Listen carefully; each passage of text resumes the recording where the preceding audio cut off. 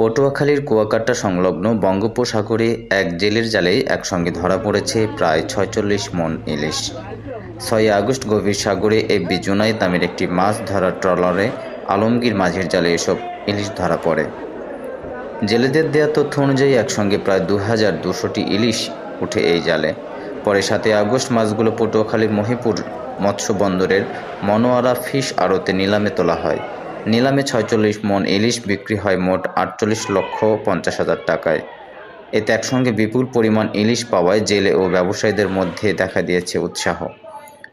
সাগরে ইলিশের এমন বড় আহরণে স্বস্তি ফিরেছে স্থানীয় জেলে ও মৎস্য ব্যবসায়ীদের মধ্যেও।